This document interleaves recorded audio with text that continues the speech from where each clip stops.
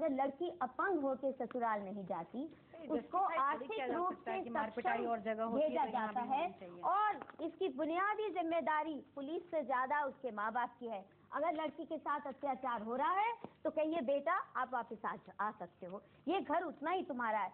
बेटी को पराया धन समझ के उसको कहना जैसे भी है तुमने शादी चलानी है, ये बुनियादी समस्या है, ना कि 10 साड़ियाँ दी कि 15 साड़ियाँ दी, वो इतनी बुनियादी समस्या नहीं है। इम्तियाज साहब कहाँ तक सहमत है आप इससे जो तहरीर में? नहीं, मैं दोनों से सहमत हूँ। मैं सिर्फ दृष्टिकोण की बात बार कर रहा हूँ।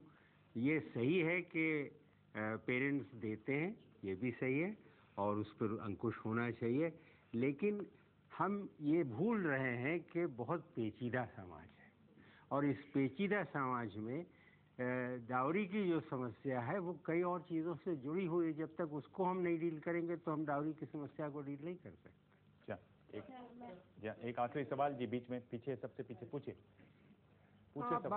हेलो, आप बार बार ये बोल रही हैं कि संपत्ति का अधिकार तो अब बेटियों को दे दिया गया है।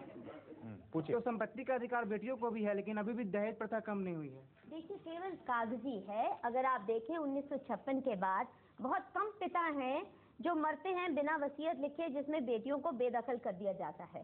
तो बेदखल करने का हक जो दे दिया है कानून ने, मुझे लगता है उसमें बहुत जरूरी है अदला बदली लानी, क्योंकि जो प्रॉपर्टी का अधिकार मिल गया तो भाई से दहेज नहीं देने देंगे, कहेंगे इसको 2-2 शेयर नहीं देने देने हैं।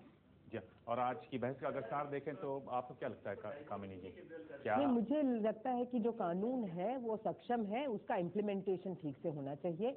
इम्प्लीमेंटेशन नहीं हो रहा है, फास्ट कोर्ट, फैमिली कोर्ट्स बनाने चाहिए, जल्दी से इम्प्लीमेंटेशन होना चाहिए। 15 साल बाद अगर किसी को न्याय मिला भी तो क्या मिला?